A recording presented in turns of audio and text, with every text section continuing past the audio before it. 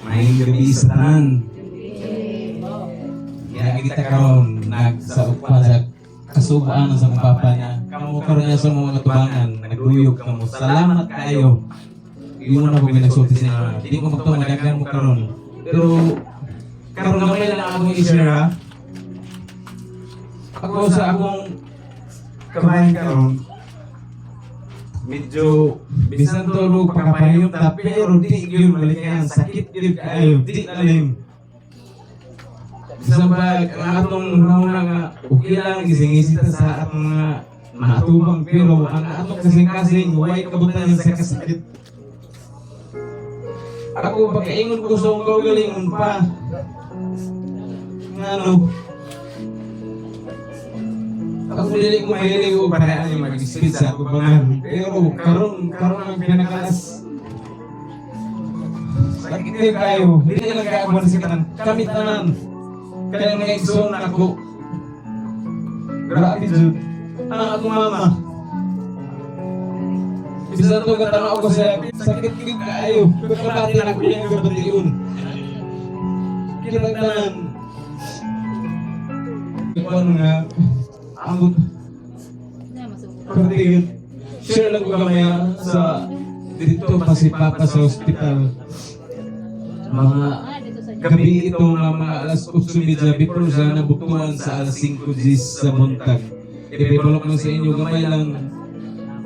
Kami anong gabi una niya akong pag-umangkon ni Lawrence may nag-uban. Kay akong kamagulangan sila medyo grabe na git ilang pag-antos yun na pagbilar. Siyempre kami, medyo ikuan po, amos lang sagaan sila panahon nga makatulog isang gamay lang nga panahon. Kami may nabilin sa ako pagumangkon nga si Lawrence. Anang gabi alas 8:30 sa gabi dito. Pwede pa makaduaw sa AR. Siyempre, ang akong pagumangkon nga si Lawrence siya may una sa yugid siya. Ihurot niya ang isa ka oras nga pagduaw sa iyang lolo. Isulti niya tanan iyang mga kay kanya magod si Papa medyo jokerong gini siya sa iyang mga apo medyo gini siya kwan kining di niya gusto og kanang samog bubot gusto niya malipay lang firme ba mo na gusto niya na kani po na akong pagumangkon nga si Lawrence medyo po may pagkaliwat lagi di istorya nga lo gibuhat kita nga okay lagi kalo. Tawag siya sa akong igsoon na kamanghuran si Bibip. Lawrence, hapit na nimong hurot ng pagduaw. Siyempre, isa ka oras na, ligawas siya. Angto na ako, nakapuli ko mga alas 8:30. Pagsulong ako sa iyar, iko pa. Grabe ganyan, lugnot-lugnot sa iyang kamot, sa iyang tiil. Pagka-istorya na akong apa. Ayaw pagpangusog. Ano man nga anak nga gapaningkamot siya nga kung wala man siguro to sa tuboy, gusto sa istorya, gusto siya mata pero tama na gid sa pagliyok sa iyang kamot. Ang iyang bikas kamot is na paralyzed na time pero naaswat na sa iyang tiyan. Kung siya mong gibuhat ang isa ka kamot niya, mo'y akong gigunitan. Pagkumot ako sa iyang kamot, ikumot po niya akong kamot, wala na siya iparamdam mga, ikaw maayaw, kinaabot ka. Pero among yun sa iya pa, ayaw pagpangusok pa, kaya kasi mga ibot ng gipangkuan sa imo ha. Muli arami pa, anda may magkuan sa imo ha, dili ka na mo pasagdang. Anong alas 8:30. Siyempre, namin kay oras ng pagdoa nga haratangan, ligawas mi. Pag-abot sa silong, kaya dito rami paabot sa akong sa akong pagkamangkon nga si Lawrence. Akong magulang ni uli sila dre kay medyo ang mo na may mupuli pagkabuntag na apoy mupuli. Pagka alas 2 sa kaadlawon nagtawag ang doktor sa silong ningon na siyempre gibinalang yung cellphone kay parin kaso dito sa AR manawag yun sa ICU. Pagsaka na mo ingon ng doktor, ikaw hintungdan, ikaw akong papa. Imong papa gi-revive na mo.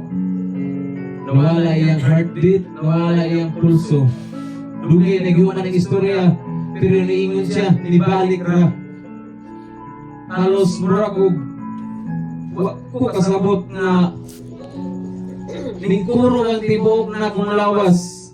Bisan pagunit sa akong cellphone, di na ako makaya ituplok kay gusto ko mo sulti sa akong mga kaigsunan nga si Papa nawala pero nibalik ra. Ginana ko akong ginana ko si Lawrence. Ikuro type sa ilaki, pero di na ko makaya. Grabe yung kurog sa akong lawas. Sakit kay pamatiyon ba nga bisan ang doktor. Muingon nga dili makaya pero nabuhi ra. Nalipay ko nga naingon na pero naigisumpay ang doktor. Ingon siya, ang kuyaw o basing utro pa siya buwan, dili na namo makaya. Moto nga marag hugno kay ko gabamati nga inana, grabe yun. Sakit kay pamatiyon ba nga, kung baga, grabe na gid ang iyang pagantos. Ginawa niya mabuhi siya pero diha na gid sa taman. Pag alas 2 na naog niya sa silong, kay yung naman doktor ni stable, ni balik ang iyang pulso, yung heartbeat, di okay ra. Mga alas 4, may decision ko, Lawrence, uli isa ko sa amoa, dahil mo puli karon, gapaanhin na. Ikaw ra sa dinhi sa bantay sa imong lolo. Kaya pero nangin naman, alas 2, padulong sa alas 4. Di ako naman na ko puli, okay ra. Igo ko nakauli sa amoa sa alas 5, nanawag na si Lawrence. Cool, asa ka. Nanawag na po ng doktor, pasaka ko sa taas. Hindi ko makauli naman ko, wala ko, hindi na po kakuhan, kaya na ako igalapon po lagi. Pipila ka mga minuto, 5 minutos. Nabasa na ko, wala na si Lolo, wala na si Papa. Grabe yung ugno, kaayo mi. Sakit kaayo ba? Ngayon anak bitaw, kami tanan mga magsuon, grabe yung pag-antos, pero sa ako naman na magitaman ng kinabuhi. Kaya lang mo gagawal, pero share lang ito ako sa inyo. Basi nakaingon mo, grabe nagkataas kaya akong istorya din eh. Pero ako lang ipagawas pa, na ingon anak bitaw, grabe yun. Pa, ay kabla ka pa, kaya si mama, hindi naman napasagdan. Hindi namin. Ito may kikso, mag-abang magatiman ka mama. Hindi na naman sa masagdan. Kabalo kong nanalipay ka karon, nagkatapok ning tanan. May dagang tao diri. Nagkuhan sa imo ha. Kaya ba magpasalamat din ko sa akong magulang. Siya, sa ospital pa lang, dito pa sa St. Jude, siya agad tanan. Ang akong manghod, akong magulang, sikin, ang dire dool, sila magiging mo'y makatiman.